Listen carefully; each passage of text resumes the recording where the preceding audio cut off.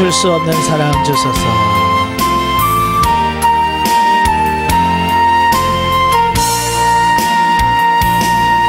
멈출 수 없는 사랑 주소서.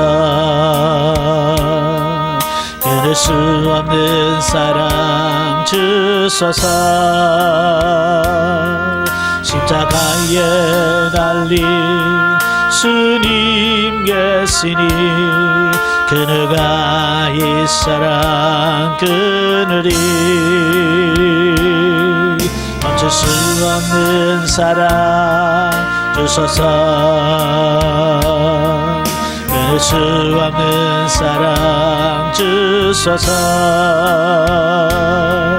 주께서 주신 비전 그 말씀이 있으니 주가 명하신 이 길 걸어가리. 주님의 나라 영원하며 주님의 영광 누그하리. 나그네의 나의 삶 감사하리. 마음 다해 주님을 찬양해. 멈출 수 없는 사랑 내게 주소서. 아버지의 눈물 그 사랑은 끊을 수 없는 사랑 내게 주소서. 십자가에 달린 그 사랑 멈출 수 없는 사랑 내게 주소서. 아버지의 눈물 그 사랑은 끊을 수 없는 사랑 내게 주소서. 십자가에 달린 그 사랑.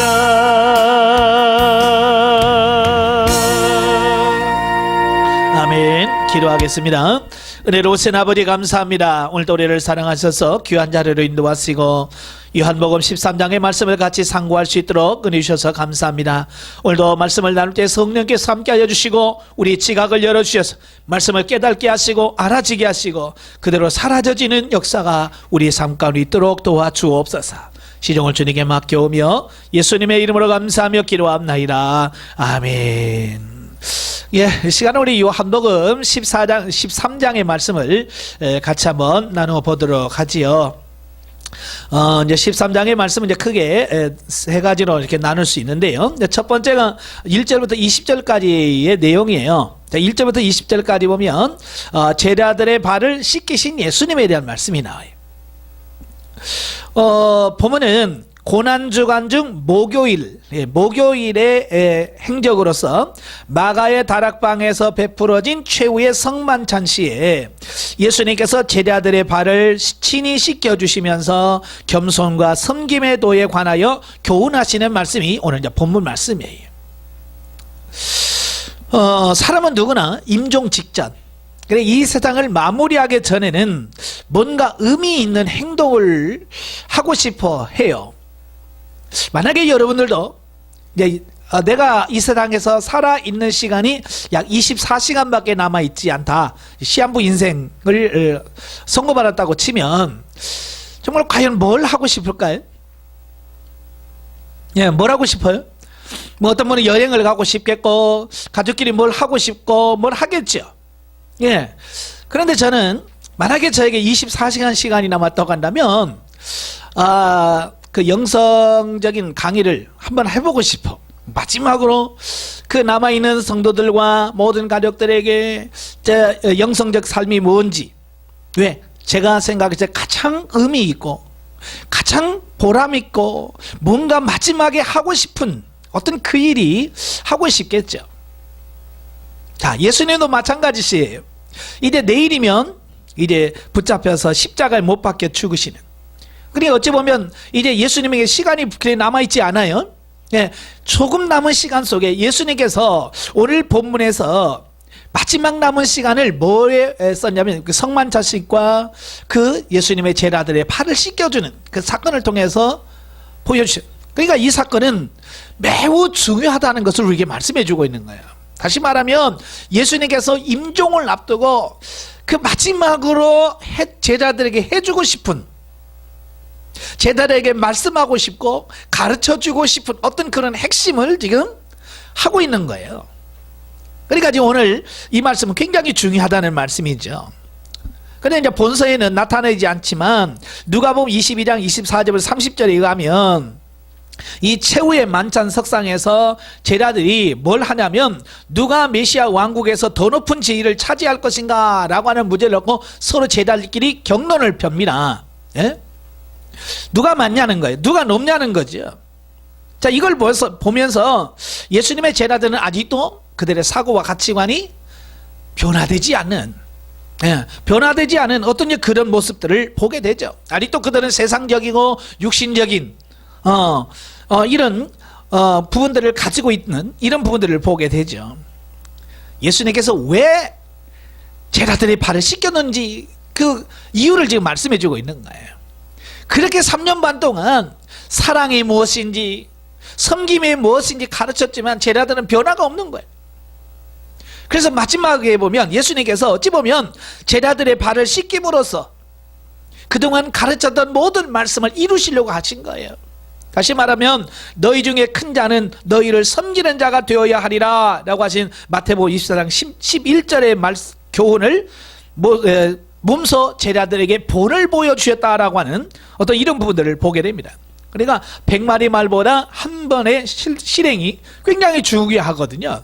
그러니까 제자들에게 그렇게 말을 했는데 마지막까지 안 돼. 제자들이 변화가 없어. 그래서 예수님께서는 마지막으로 어찌 보면 충격요법이라고 할 수 있겠어요.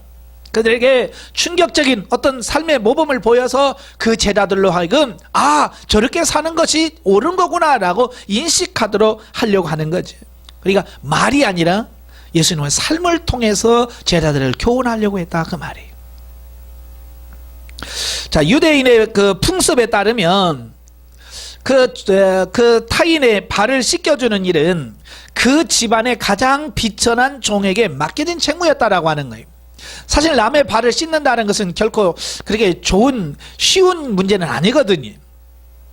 저도 이제 종종 세족식을 합니다만은 세족식을 하면서 그렇게 남의 발을 씻는 것은 그렇게 유쾌한 일은 아니에요. 예수님의 제자들도 마찬가지예요.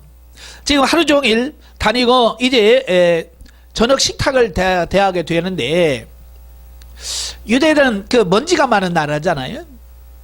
그래서 식탁에 앉기 전에 누군가는 발을 씻겨줘야 돼. 보통 조금 전에 말한 것처럼 그 집에서 제일 그 서열이 낮은 사람이 발을 씻겨주는 거예요. 그러니까 제자들은 지금 누가 크냐라고 하는 문제를 다루고 있지만 사실은 무슨 문제라면 누가 발을 씻겨야 되느냐, 제자들끼리 누가 발을 씻겨야 되느냐라고 하는 문제를 가지고 아마 다투었을 것이다 라고 하는 거예요. 그러니까 만약에 제자 중에서 누가 발을 씻겨준다고 한다면 그 사람은 예수님의 12제자 중에서 서열이 제일 낮은 사람으로 찍힐 거라고 말해요. 그러니까 제자들이 서로 그걸 원치 않죠. 네. 그래서 서로가 안 하려고, 서로가 안 하려고 내가 더 높아 지금 하고 있는 그런 모습을 보는 거죠. 그러니까 그런 모습을 보고 예수님께서 친히 수건을 허리에 두르시고 제자들의 팔 아래 무릎을 꿇은 채 일일이 그들의 발을 씻어 주신 것은 오로지 출세욕과 교만심에 사로잡힌 제자들을 깨우쳐 주기 위해서 겸손과 봉사의 모습을 친히 보여주셨다라고 하는 거예요. 그러니까 제자들이 서로 눈치 보는 거예요. 누군가는 씻겨줘야 되는데 누가 씻기냐 이거야. 누가 씻겨주는 사람은 그 사회적인 어떤 신분, 가장 낮은 신분으로 찍힌단 말이에요. 그러니까 서로 눈치 보고 있는 거예요. 그래서 예수님께서 친히 허리에 수건을 두르시고 제자들의 발을 씻겨주심으로 본을 보여주셨다라고 하는 거예요. 이것이 바로 예수님의 능력인 거예요. 예수님은 자신 있었던 거예요. 예수 제자들과 서열 다툼할 수 있는 그런 게 아닌 거죠. 그러니까 어찌 보면 큰 자가 섬기는 거예요. 작은 자는 예수님의 제자들처럼 만약에 내가 이 일을 해다가 찍히면 이제 평생 난 저 사람의 그 낮은, 저 사람을 섬겨야 되는 어떤 그런 사람으로 인식되어질까봐 서로 안 한다는 말이에요. 근데 예수님은 그렇지 않아요. 큰 사람이란 말이에요. 큰 분이에요. 그러니까 그걸 초월해 버리는 거예요. 자, 그리고 더 나아가서 이러한 모습은 이제 곧 십자가에서 흘리게 될 예수님 자신의 피로 온 인류의 죄악을 깨끗이 씻어주실 것을 상징하고 있기도 하다 그랬어요. 원래 성경에서 몸을 씻는 것은 죄를 씻는 것의 어떤 하나의 그 예표거든요. 그러니까 예수님께서 제자들의 발을 씻겨주셨다고 하는 말은 그들의 죄를 씻겨주셨다라고 하는 의미를 볼 수 있는 거죠. 자, 그렇기 때문에 예수님께서 베푸시는 죄 씻음의 은총을 거절하는 자는 결코 주님과 더불어 생명적 관계를 이룰 수 없다는 사실을 지적하면서 발 씻기를 거절한 베드로의 이 일을 단호히 거절하신 것이다. 그러니까 단순히 발을 씻겨주는 의미에서 끝이 아니라 바로 그들의 죄를 씻겨주는 것을 상징하기 때문에 예수님이 발을 씻겨주지 않으면 그들의 죄가 용서함을 받지 못해서 구원받을 수 없다라고 하는 영적 진리를 그들에게 전하고 있는 거예요. 그래서 베드로가 자기 발을 씻을 수 없습니다 라고 말하니까 뭐라고 그래요? 내가 너를 씻어주지 아니하면 내가 나와 상관이 없느니라. 상관이 없다는 거예요. 예수님의 피로 용서함을 받지 아니하면 주님과 우리와 관계없는 사람이다 라고 하는 것을 말씀해 주고 있어요. 그때서야 베드로가 그 의미를 깨닫고 발만 아니라 손과 머리도 씻어주세요. 그렇게 요구하지요. 그럴 때 예수님께서 이미 모욕한 자는 발밖에 씻을 필요가 없느니라. 온몸이 깨끗하니라. 너희가 깨끗하나 타는 아니니라. 자, 여기서 온몸을 목욕했다라고 하는 말은 이제 예수 그리스도의 십자가의 사건을 통해서 우리의 원죄부터 시작해서 우리의 죄악을 깨끗이 씻어주시는 예수님의 십자가의 사건을 예수님께서 보여주신 거예요. 예수님의 십자가의 사건을 보여주시고, 그러니까 예수님의 십자가의 사건을 통해서 원죄부터 시작해서 우리의 모든 죄를 씻어주시고, 이제는 뭐예요? 우리가 생활 속에서 지은 죄들은 회개를 통해서 정결케 되어진다는 사실을 우리에게 말씀해 주고 있죠. 자, 그러므로 예수 그리스도의 피값으로 구원받은 성도들은 더 이상 죄악으로 자신을 더럽혀서는 안 된다라고 하는 거예요. 그러니까 우리가 흔히들 그래요. 뭐 죄짓고 뭐 다시 회개하면 되지라고 너무 회개를 쉽게 생각하시는 분들이 있는데, 우리가 회개를 그렇게 쉽게 생각하시면 안 돼요. 우리를 용서하시고 우리의 죄를 사하시기 위해서 예수님은 뭐 하셨어요? 십자가를 지셨어요. 갖은 모욕을 당하시고요, 창에 찔리시고 대못에 박혀서 십자가에 죽으시는 그 고통을 겪으셨어요. 그러니까 죄의 용서가 그렇게 쉽게 되는 게 아니라는 거예요. 우리 입장에서는 너무 쉬운 방법이지만 그 용서하시기까지 예수님은 엄청난 고난을 받으셨다는 거예요. 그러니까 그 예수님의 고난을 아는 이상 우리가 다시 예수님을 십자가에 못 박는 그런 죄를 짓는 행위는 우리가 금해야 되지 않을까라고 하는 거예요. 어찌하든지 우리가 죄를 짓지 않으려고 몸부림치는 그런 삶이 되어야 됩니다. 그리고 예수 그리스도께서 먼저 사랑과 섬김의 모범을 보이셨기에 우리도 서로 사랑하고 섬기되 말과 혀가 아닌 구체적으로 다른 사람들의 연약함을 돌보고 적극적으로 헌신 봉사하는 실천이 뒤따라야 할 것을 우리에게 가르쳐주고 있습니다. 우리가 사랑, 섬김, 그 속에는 그냥 말로 되는 게 아니잖아요. 내 몸이 움직여서 실제적으로 그들에게 움직여지고 사라져졌을 때 그게 가능하다라는 사실을 보게 되어지는 거예요. 그냥 되는 게 아니에요. 그래서 이 섬김은, 진정한 섬김은 성령 충만해야만 되는 거예요. 아시겠죠? 우리가 진정으로 섬기려면 성령 충만하셔야 돼요. 많은 사람들이 왜 봉사하다가 열내고, 왜 봉사하다가 싸우고 다투고 큰 소리 치고 그러냐 이거예요. 성령 충만하지 않아서 그래요. 성령 충만하면 내 안에서 섬김이 자동적으로 나오게 돼 있고요. 기쁨과 감사가 흘러나와서 섬길 수 있게 되어지는 어떤 이런 부분들을 보게 되는 거예요. 그래서 교회 봉사하기를 원하시는 분들은 기도하세요. 기도하셔서 성령 충만하시고 주님의 사랑으로 채워진 이후에 섬기시고 봉사할 수 있기를 바랍니다. 자, 두 번째 단락은 21절부터 30절까지인데요. 자, 가룟 유다의 배신에 대한 예고에 대한 말씀이에요. 그러니까 앞단락에서 예수님께서는 그 친히 제자들의 발을 씻겨 주신 이후에 12 제자들 가운데 가룟 유다가 자신을 배반할 것임을 알리는 예수님의 예고를 여기서 소개를 하고 있어요. 참 이 본문을 볼 때마다 참 가슴이 아파요. 예수님께서는 3년 반 동안 정말 그 12 제자들을 정말로 사랑하면서 가르치고 교훈하시고 딱 그러셨어요. 그런데 그 12 제자 중에서 한 사람, 이 가룟 유다는 변화되지 아니하고 도리어 예수님을 배반하고 팔므로 참 이런 배신을 때리는 어떤 이런 모습을 보게 돼요. 자, 이런 걸 보면서 우리가 오늘날 깨닫는 게 뭐냐면, 아, 사람이라고 다 변하는 건 아니구나 라고 하는 거예요.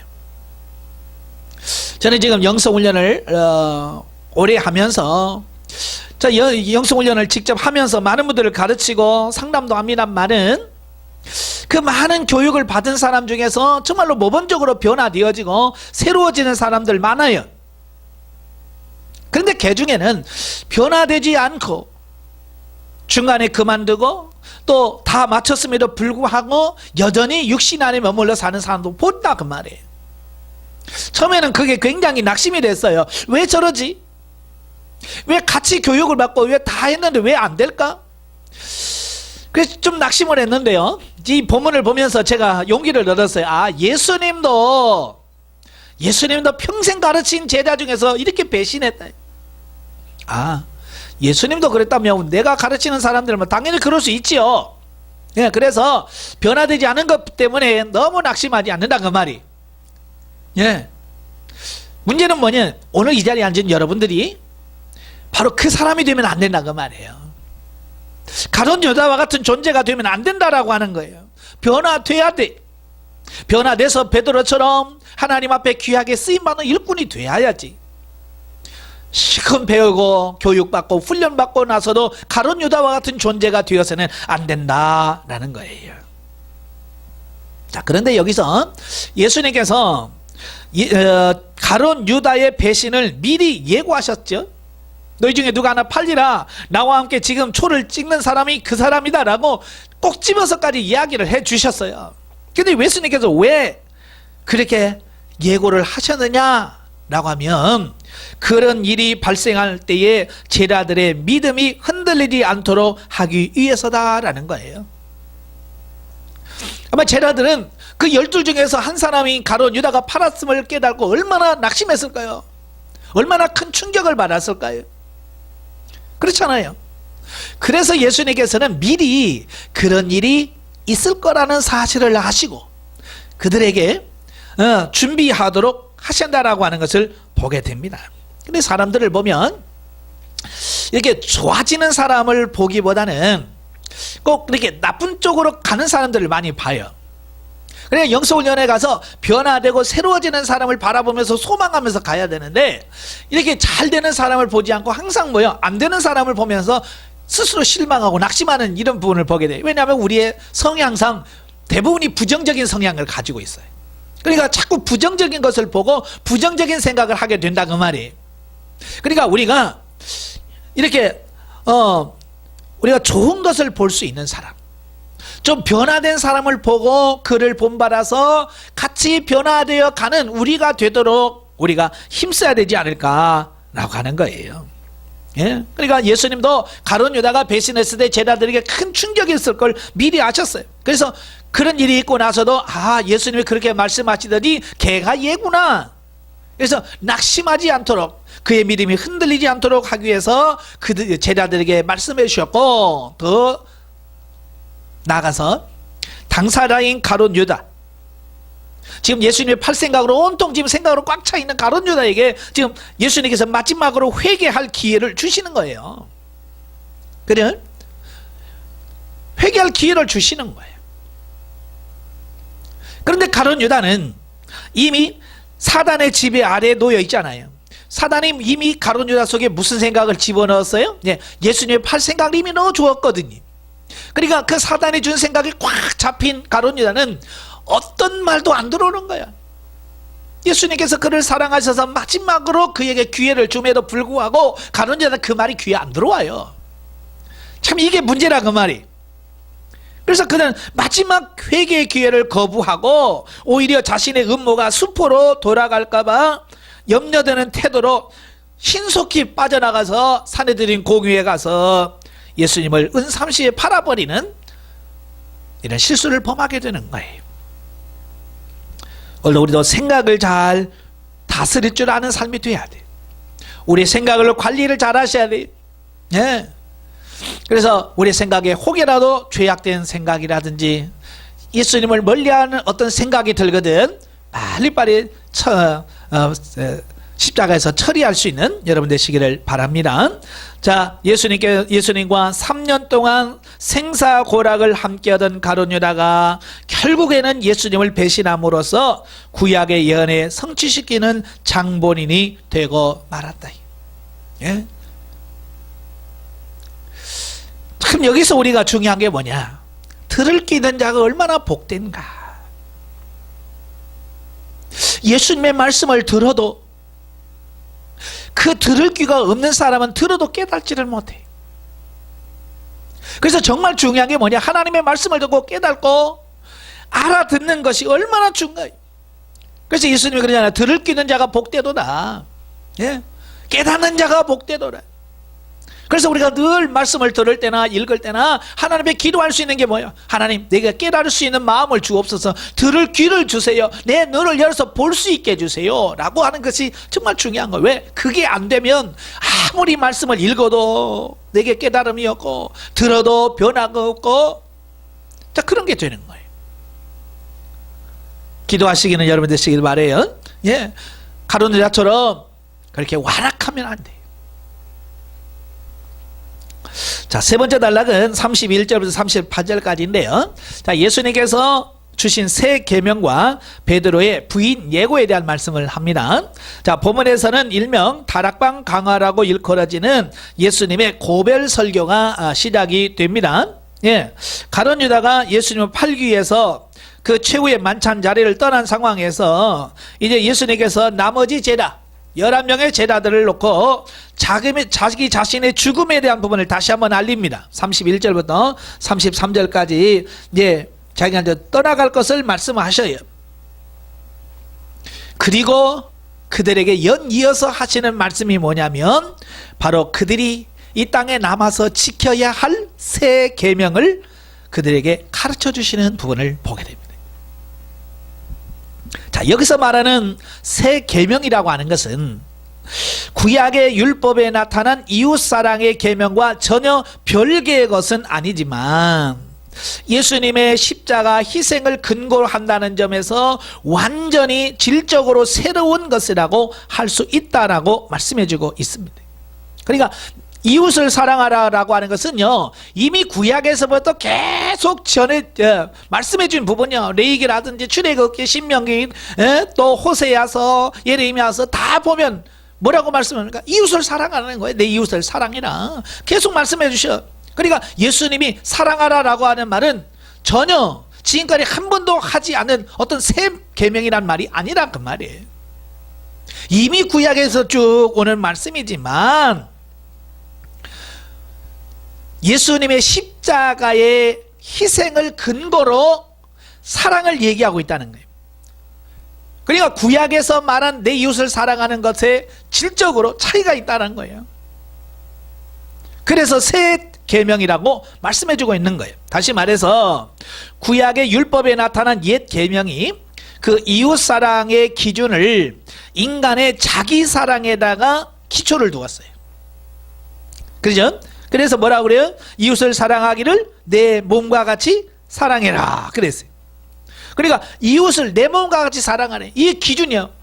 이웃을 사랑하는데 기준이 뭐냐? 나를 사랑하듯이. 그러니까 내 몸을 내가 사랑하듯이 남을 그만큼 사랑해라 그 말이에요. 그만큼 사람들이 자기 애가 크잖아요. 자기 몸은 기가 막히게 챙기잖아요. 그러니까 자기 몸 챙기듯이 이웃을 챙겨라. 그 얘기를 하고 있어요. 자, 그런데 예수님이 주신 새 계명은 기준이 확 달라지죠. 그 같은, 그러니까 구약에서 말한 내 이웃을 내 몸과 자기 몸같이 사랑하라라고 하는 기준을 뛰어넘어서 주님의 희생적 사랑에 기초하고 있다는 거예요. 그게 무슨 말씀입니까? 내가 너희를 사랑한 것 같이 너희도 서로 사랑해라. 자, 예수님 말씀하죠. 내가 너희를 사랑한 것 같이. 여기서 예수님이 내가 너희를 사랑한 것 같이라고 하는 사랑은 무슨 사랑이에요? 예, 이제 내일이면 십자가에 지시고 못 박혀 죽으시면서까지 사랑하신 그 사랑을 얘기하고 있는 거예요. 다시 말해서 예수님께서 지금 새 계명은 뭐냐면 내가 너희를 위하여 십자가를 지고 죽듯이 너도 이웃을 위하여 이렇게 죽어라. 죽어야 된다. 그게 진짜 사랑이라. 이게 사랑의 그 참 모습을 우리에게 가르쳐주고 있는 거예요. 예. 그러니까 구약의 옛 계명에서의 사랑과 예수님께서 말씀하신 이 새 계명의 기준은요 달라도 너무 다른 거예요. 다시 말하면 예수님처럼 해야 된다라고 하는 거예요. 다시 말하면 그들을 위하여 자기 생명을 내걸고 자기 목숨을 걸고 그들을 사랑했듯이 이웃을 그만큼 사랑해야 된다라고 말씀해 주고 있는 거예요. 다시 말하면 희생이 없으면 그 사랑이 아니라. 예. 요즘에 사랑이란 말은 얼마나 많이 합니까? 사랑이란 노래도 많고요. 사랑이란 연극 드라마 얼마나 많습니까? 그러나 실제로 이웃을 위하여 남을 위하여 자기 목숨을 내놓는 희생적 사랑은 과연 있는가? 희생이 없는 사랑은 사랑이 아닙니다. 예, 사랑이 아니에요. 그러니까 서로 희생하려고 하셔야 돼요.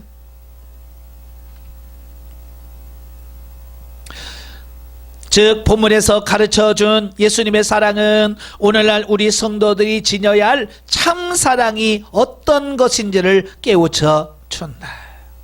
그러니까 참사랑이 뭔가를 지금 우리에게 가르쳐주고 있어요. 본문이. 예, 그래서 이기적이고 조건적인 사랑의 실천자가 되지 말고 예수님께서 몸을 보여주신 주 안에서 무조건적인 사랑의 실천자가 될 것을 권면해 준다. 예. 무조건적이라고 하는 말은 이제 아가페 사랑을 말합니다. 아가페 사랑을 말해요. 사람들은 자꾸 이기적이지.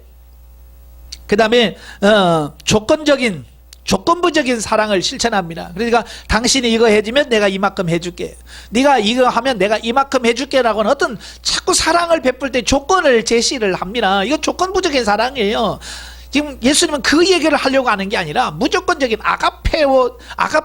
아가페적인 사랑을 하라 그 말이에요. 다시 말하면 사랑은 말로 하는 게 아니라 그 말이. 진정한 사랑을 할 때에 세상이 너희가 나의 제자인 줄 알게 될 거다. 아주 중요한 말씀이야.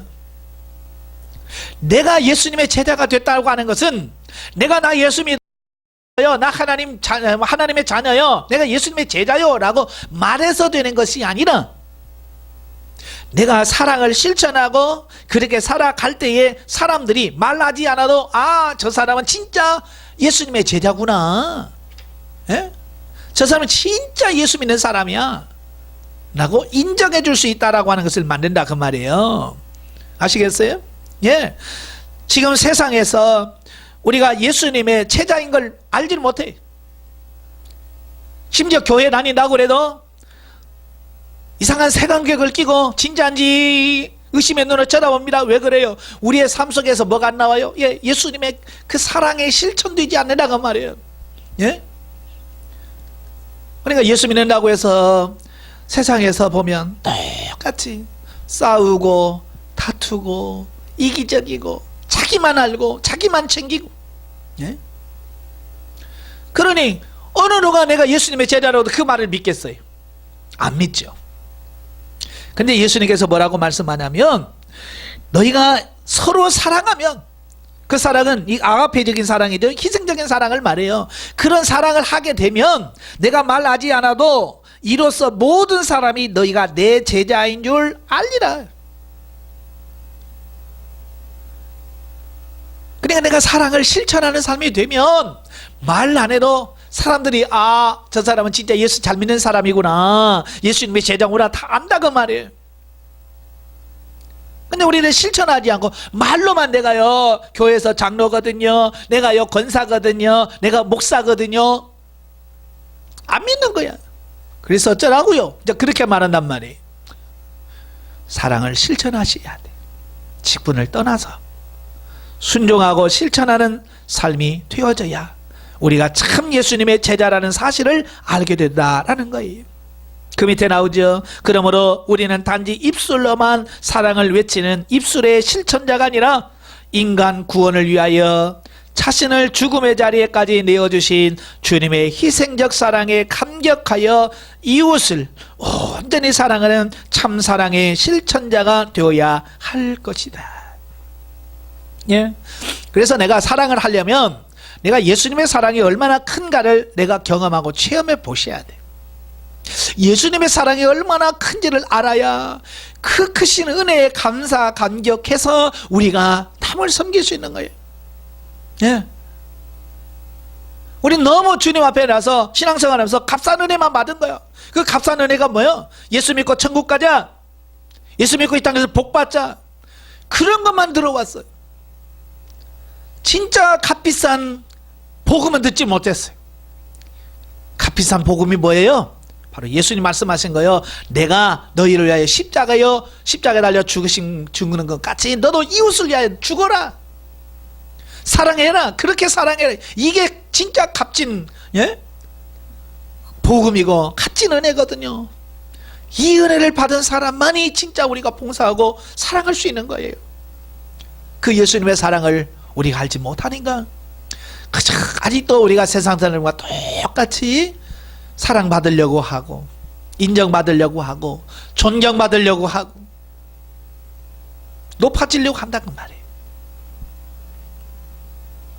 우리는 사랑의 실천자가 되어지시기를 바랍니다. 예, 마지막으로 36절 38절까지 보면 예수님께서 베드로가 자신을 부인할 것에 대한 말씀을 예고하지요. 예, 36절에 보니까 그래요. 시몬 베드로가 이르되 주여 어디로 가시나이까? 예수께서 대답하되 내가 가는 곳에 내가 지금은 따라올 수 없으나 후에는 따라오리라. 베드로가 이르되 주여 내가 지금은 어찌하여 따라갈 수 없습니까? 주를 위하여 내 목숨을 버리겠나이다. 아, 얼마나 대단한 믿음이에요. 나는 주님을 위해서 내 목숨까지 내 걸겠습니다 라고 말한다고 말이에요. 물론 베드로는 거짓말은 아니었을 거예요. 그때 중심이 그러고 싶었을 거예요. 예, 그런 각오였을 거예요. 그런데 그게 말로 자기가 되냐 이거예요. 참 이게 중요한 거예요. 내가 믿음이 있어요, 내가 진짜 뭐가 있어요 라고 말해도 실전에 가서 정말 그럴 수 있느냐는 거예요. 베드로처럼, 예? 자기는 끝까지 목숨까지 버리겠다라고 말합니다. 그러나 예수님 뭐라고 그래요? 내가 나를 위하여 목숨을 버리겠느냐? 내가 진실로 내게 이르노니 닭 울기 전에 내가 3번 나를 부인하리라 그러죠. 예? 본세는 안 나옵니다만은 마태복음이나 누가복음에 보면 베드로가 장담을 합니다. 맹세를 합니다. 절대로 그런 일이 없습니다. 그러니까 옆에 있던 제자들 말도 나도요 라고 같이 그런다고 말해요. 그런데 그렇게 했음에도 불구하고 불과 몇 시간 후에 사실로 드러나잖아요. 예수님께서 말씀하신 그대로 이루어지잖아요. 지금 초저녁이에요. 닭 울기 전에 새벽 한 4시나 5시 되는 그때쯤인데, 그래 6시간, 채 6시간도 안 돼서 베드로는 예수님을 모른다고 3번 부인하는 바로 그 모습이 나와요. 자, 여기를 통해서 우리에게 가르쳐주는 교훈이 뭐냐면 그리스도의 신적 전지성, 그러니까 예수님은 다 알고 계시거든요. 왜? 하나님이시기 때문에 잠시 후에 어떤 일이 어떻게 벌어질 건가 이미 주님은 다 아시고 계시잖아요. 이거 예수님의 전지성에 대한 말씀을 하시고요. 또 한 가지는 뭐냐면 인간이 자신의 힘만으로는 신앙을 유지할 수 없는 얼마나 연약한 존재인가를 보여준 그 말씀이에요. 다시 말하면 신앙과 믿음이라고 하는 것은 장담으로 되어지는 게 아니란 말이에요. 내가 큰 소리 친다고 되는 게 아니란 건 말이에요. 가끔 보면 교회에서 너무 큰 소리 많이 쳐요. 그런데 그 큰 소리 갖고 되는 건 아니에요. 장담한다고 되는 게 아니에요. 나도 어떻게 될지 몰라요. 이때는 베드로가 아직 성령 충만을 받기 전이거든요. 그러니까 성령 충만 받기 전에는 어떻게 될지 몰라요. 그런데 베드로가 이제 오순절에 성령 충만을 받고 나는 바뀌지. 그래서 결국은 예수님이 예언하신 대로 그가 십자가에 거꾸로 매달려서 순교를 당하는 데까지 가게 되어져요. 그게 성령 충만을 받고 나서 바뀐 거예요. 다시 말하면 우리가 성령 충만해야 된다. 그렇지 않으면 우리의 신앙도 장담할 수 없다라고 하는 그 말씀을 하고 있는 거예요. 두 번째로 베드로는 자신의 영적 상태를 제대로 모르고 있었다라고 하는 것을 말씀해 주고 있는 거예요. 베드로는 지금 자기 자신에 대해서 너무 모르는 거예요. 몰라도 너무 모르는 거예요. 예수님은 아는데 자기는 모르는 거예요. 그래서 예수님은 그 베드로의 그 믿음 상태, 영적 수준을 알고 있기 때문에 네가 3번 부인할 거다 라고 예언을 하지만 베드로는 자기 자신을 모르니까 무슨 말씀이세요? 아마 베드로는 예수님에 대한 굉장히 서운한 마음을 가졌을 것 같아요. 왜 나를 이렇게 무시합니까? 나를 그것밖에 안 봅니까? 라고 봤을지도 모르겠어요. 그러나 그 자기 자신을 몰라서 그렇지. 오늘도 그래요.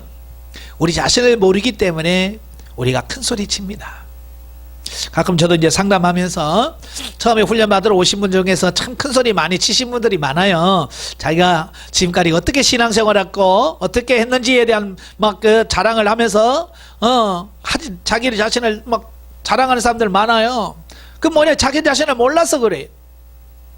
나중에 시간이 흘러서 영성이 조그만 영성이 되면 스스로 부끄러워하는 모습을 보게 돼요. 왜? 눈이 열려서 자기 자신을 보게 하나님께서 하셨거든요. 사실 우리가 자기 자신을 보면 더 이상 자랑할 게 아무것도 없어요. 내세울 게 아무것도 없다는 사실을 우리가 발견하게 되죠. 그래서 여러분들도 여러분 자신을 볼 수 있도록 위해서 늘 기도하셔야 돼요. 자기 자신을 체크할 줄 아는. 영적 예를 봅니다. 자, 예수님께서 제자들의 발을 씻기신 사건은 기독교 윤리적 수준으로 섬기라는 말씀이 아니라 성령의 역사로 우리의 모든 죄와 허물이 씻기지만 삶의 현장에서 매일 우리가 손과 발을 씻는 것처럼 우리의 언행심사가 성화의 단계에 이르는 삶이 되어야 함을 보여주는 영적 실제적 의미다라는 거예요. 그러니까 참 이게 중요한 거예요.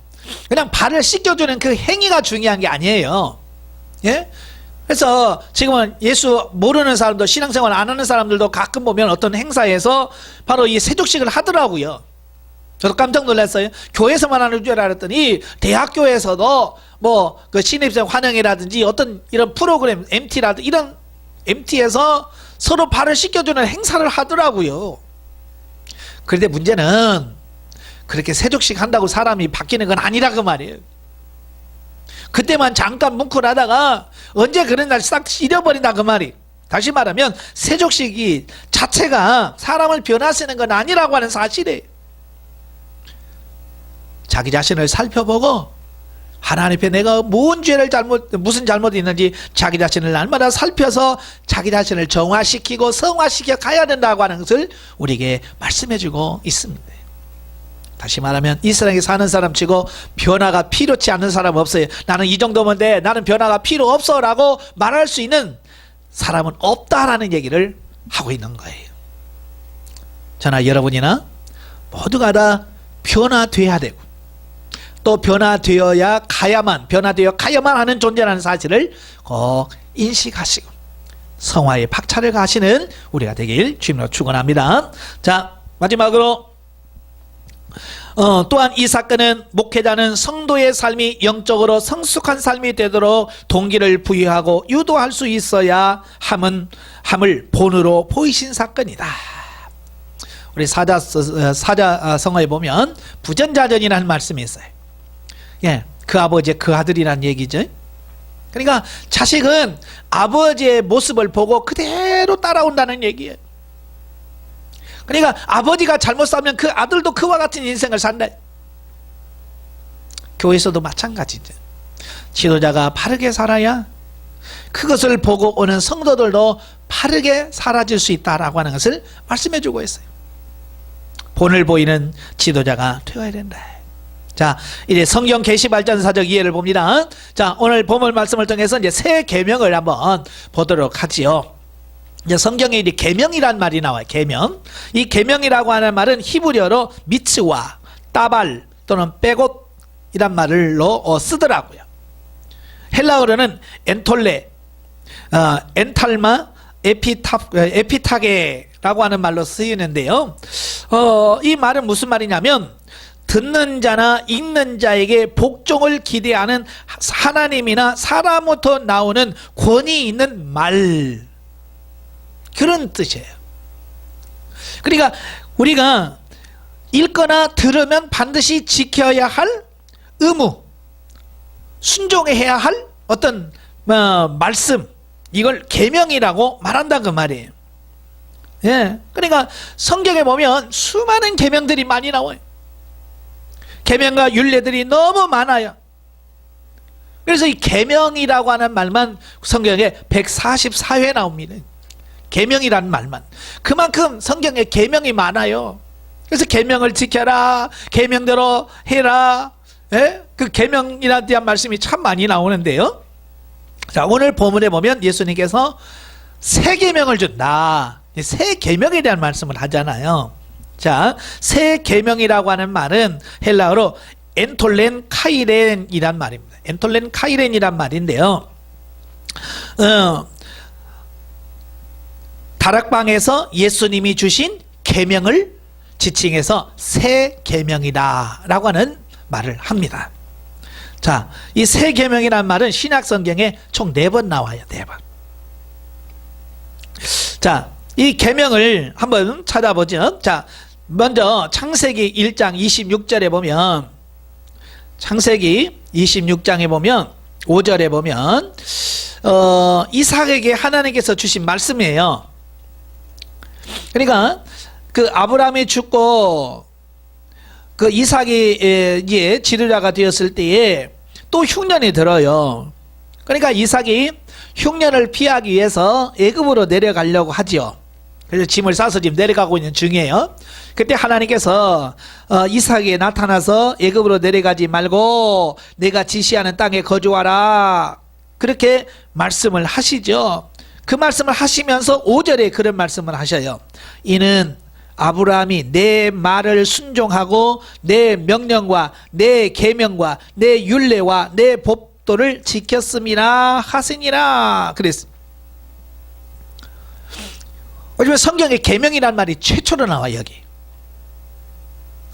그러니까 아브라함의 복을 받은 이유가 뭐예요?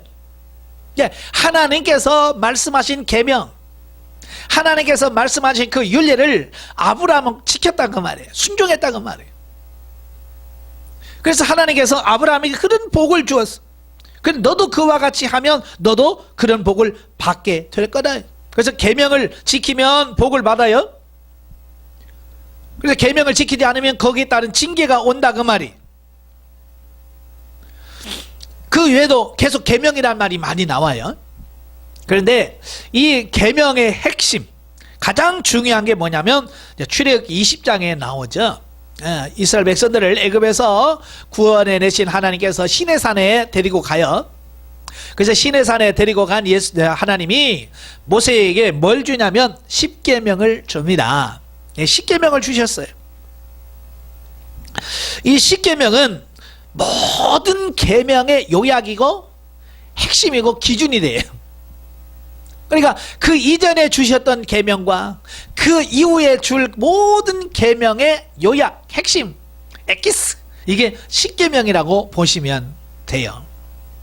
그래서 이제 그 10계명에서 여러 갈래를 치죠. 거기서 또 다른 계명으로 나뉘어지죠. 이게 원래 핵심은 이 10계명에서 시작되어지는 이 부분을 보게 되죠. 자, 그 밑에 구약에서 언급한 하나님의 계명은 10계명과 율법을 말합니다.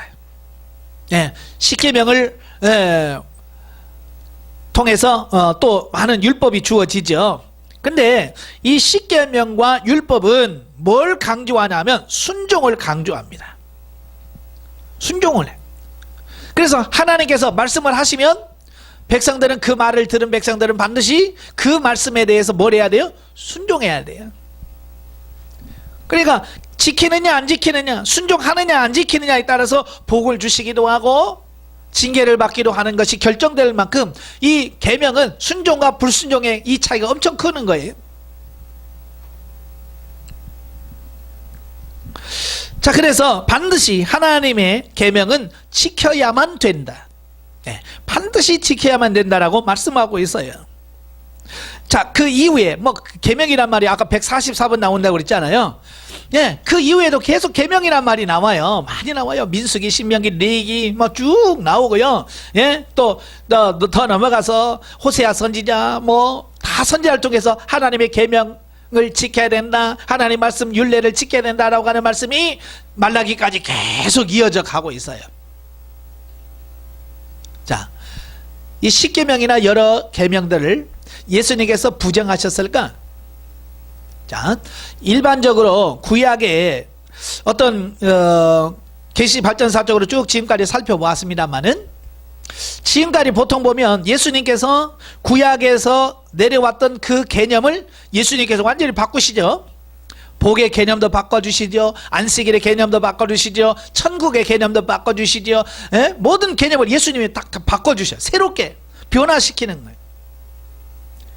그런데 이 계명만큼은 예수님께서 부정하지 않으셨어요. 이걸 잘 아셔야 돼요. 그러니까 자칫 잘못하면 구약에서 주는 10계명이라는 이런 계명들을 이거 다 그 구약의 거야, 지금은 쓸모없어 라고 말할 것이 아니라 그 말이에요. 그래서 예수님도 친히 이 10계명에 대한 부분을 인식하시고 그것을 지켜라 라고 말씀하셨어요. 그래서 여러 사건들 중에서 많이 나오는데요. 자, 마태복음 22장 37절부터 마태복음 22장 37절부터 40절까지 보면 거기서도 사두개인들과 사개인들과 대답할 수 없다함을 듣고 바리새인들이 모여서 그러잖아요. 어느 계명이 큽니까? 자, 어느 계명이 큽니까? 라고 질문하잖아요. 그때 예수님께서 내 마음을 다하고 목숨을 다하고 뜻을 다하여 주 너희 하나님을 사랑하라 하셨으니 너희는 크고 첫째는 계명이요 둘째도 그와 같으니 내 이웃을 내 자신과 같이 사랑하라 하셨으니 이 두 계명이 온 율법과 선지자의 강령이니라 그랬어요. 예, 이 사랑의 계명은 구약이나 신약이나 동일하다. 이 사랑은 나중에 천국에 가서도 동일합니다. 예, 그래서 사도 바울이 고린도서 13장에 그러잖아. 믿음도 패하고 다 패하지만 이 사랑은 영원하다. 사랑의 영원성에 대한 말씀을 하고 계셔요. 자, 그 다음에 마가복음 12장에 보시면, 자, 마가복음 12장 29절부터 39절까지 보면, 자, 거기서 똑같은 말씀을 하잖아요. 예? 어느 계명이 큽니까? 그때 예수님께서 대답하시되 첫째는 이것이니 이스라엘 들으라 주 우리 하나님은 유일한 주시라 말씀하시고, 예? 똑같은 마태복음과 같은 말씀을 하셔요. 또 누가복음 10장 27절에 보면, 누가복음 10장 27절에 보시면 어떤 율법사가 또 와서 똑같은 말을 하잖아요. 그때 예수님께서 율법이 무엇이라고 기록되었으며 내가 어떻게 읽느냐라고 말하니까 그 율법사가 그렇게 대답을 하잖아요. 내 마음을 다하여 목숨을 다하며 힘을 다하여 뜻을 다하여 주 너의 하나님을 사랑하고 또한 내 이웃을 내 자신과 같이 사랑하라 하였나이다. 예수님께서 말해 내 대답이 옳도다. 이를 행하라 그리하면 살리라. 예, 그래 예수님도 구약에서 말씀하신 그 계명을 어떻게 해요? 그대로 이어가기를, 사랑의 개념은요 그대로 이어가기를 원하셨어요. 이 사랑은 구약이나 신약이나 뭐 구약 시대는 이런 사랑, 신약 시대는 이런 사랑, 그게 아니라 모두가 다 같은 동일한 사랑을 이야기하고 있더라 그 말이에요. 단지 이제 사랑의 정도가 진해지는 것을 보게 돼요. 그게 이제 그 획기적인 변화가 어디서 나타나냐? 오늘 본문에서 나온다 그 말이에요. 오늘 본문 자 31장 13장 31절부터 35절까지 보면 예수님이 그냥 내가 새 계명을 너에게 주노니, 예? 예수님께서 새 계명을 주신대. 새 계명을. 그러니까 구약에서는 계명에서 뭘 강조한다고 그랬어요? 순종을 강조한다고 그랬어요. 그래서 순종 여부에 따라서 복을 받고 못 받고가 결정이 돼요. 그러나 이 신약 세대는 계명에서 새 계명은 뭐냐? 사랑하느냐 안 하느냐, 사랑으로 하느냐 그렇지 않느냐, 이 사랑이 아주 강조되고 있고 핵심이라고 하는 사실을 우리에게 말씀해주고 있어요. 그래서 근데 또 사랑도 기준이 달라요. 아까도 설명드렸죠. 구약에서는 내 몸과 같이 사랑해라 라고 했지만 신약시대의 새 계명은 내가 너희를 사랑한 것 같이 너희도 서로 사랑하라 라고 사랑의 기준을 정해주셨다 그 말이. 여기서 새라고 하는 카이렌이란 말은 시간적으로 어떤 새라고 하는 말이 아니라 이웃을 사랑해야 한다는 율법 속에는 개념을 새롭게 강조하셨다라는 의미로 이 새자가 들어가 있다라고 하는 거예요. 예. 그러니까 더 진보되어진, 더 발전되어진 그 계명의 의미를 새자로 표현을 하고 있더라라고 하는 것을 보게 되어집니다. 예, 그래서 사랑의 동기나 표준이 이제 예수님 자신이 되셨다는 의미를 가지고 있어요. 예, 기준을 예수님께 새로 정해 주신 거예요. 오늘부터 사랑의 기준을 내가 너에게 새롭게 정해준다. 그 말과 같은 거예요. 어떻게 하라고요? 내가 너희를 사랑한 것 같이 라는 기준을 그날 예수님이 새로 정하셨어요. 그래서 우리는 구약에서 나오는 내 몸과 같이 사랑하는 정도에서 우리는 이 정도면 됐지 않을까요? 하면 안 돼. 나는 이 정도로 사랑 다 했어요 라고 하는 기준이 되면 안 돼요. 이제는 뭐요? 예수님이 십자가를 못 박혀 죽으시기까지 우리를 위하여 목숨 내놓고 생명을 내가는 것, 그것까지 우리가 그 단계까지 가야 이제 사랑했다라고 표현할 수 있다는 얘기예요. 어지간히 해갖고는 우리는 예수님의 그 사랑의 기준에 커튼라인에 통과 못합니다. 지금처럼 우리가 이렇게 살아가지고는 그 예수님의 사랑, 이 새 계명에 따라갈 수가 없어요. 더 희생해야 되고 더 헌신해야 되고 죽어져야만 할 수 있는 사랑이라고 할 수 있는 거지. 자, 그래서 이제 요한일서에 보면, 자, 요한일서 2장 7절부터 쭉 보면 그래요. 사랑하는 자들아, 내가 새 계명을 너희에게 쓰는 것이 아니라 너희가 처음부터 가진 옛 계명이니 이 옛 계명은 너희가 들은 바 말씀이거니와 다시 내가 너희에게 새 계명을 쓰노니 너희에게와 너희에게도 참된 것이라. 유대인들이 신앙생활하는데 예수님이 주신 그 새 계명으로 신앙생활하지 않고요, 아직도 옛 계명, 그 옛 계명을 따라서 산다고 합니다. 옛 계명이란 뭐, 예수님께 새 계명 주시기 이전의 계명, 겨우 내 이웃을 내 몸같이 사랑하는 그 수준에서 멈춘다고 말이에요. 그러니까 지금 사도 요한이 그래 갖고는 안 된다, 옛 계명을 가지고 살면 안 된다, 지금 새 계명으로 사랑해야 된다, 그 말씀을 하고 있는 거예요. 오늘 여러분도 이 옛 계명대로 살면 안 돼. 새 계명대로 예수님의 사랑을 실천할 수 있는 그런 삶이 돼야 돼. 그래서 사랑을 하면 우리가 빛 가운데로 행하는 자요, 형제를 미워하면, 사랑하지 못하면 그는 어둠에 속한 자다. 결국은 우리가 사랑을 할 때에 빛 하나님 안에 거할 수 있는 삶이 되어지. 그러니까 우리가 서로 싸우고 미워하면서 내가 하나님 안에 있을 거라 천만의 만님, 그건 안 되는 거예요. 진짜 사랑할 수 있는 삶이 돼야 돼. 그 사랑이 어떤 사랑이냐? 3장 18절에 말씀하고 있죠. 예, 3장 18절에 보면 뭐라고 되어 있어요? 사랑하는 자들아, 우리가 말과 여로만 사랑하지 말고 행함과 진실함으로 하자. 말과 혀로만 사랑한다고 하지 말고 이제 정말로 행함과 진실함으로서 내 사랑이 진실함을 보여줄 수 있는, 내가 하는 사랑이 진짜 참사랑이야, 예수님이 말씀하신 그 새 계명의 사랑이야 라고 우리가 실천할 수 있는 그런 삶이 되어지도록 우리가 더 노력하시고 달려가시는 우리 모두가 되길 주님으로 축원합니다. 기도하겠습니다. 은혜로우신 아버지 감사합니다.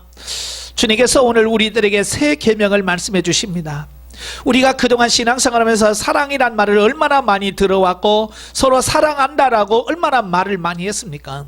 그러나 우리가 지금까지 했던 사랑은 옛 계명에 따른 그저 내 몸, 내 자신을 사랑과 같이 내 이웃을 사랑하는 그 수준에 머물렀다고 한다면 이제부터 새 계명을 통해서 예수님이 우리를 위하여 십자가에 자기 생명을 내건 그 사랑이 오늘 우리의 사랑이 될 수 있도록 주님 도와주옵소서.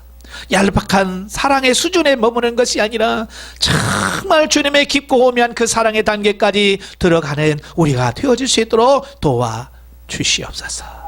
예수님의 이름으로 감사하며 기도합나이다. 아멘.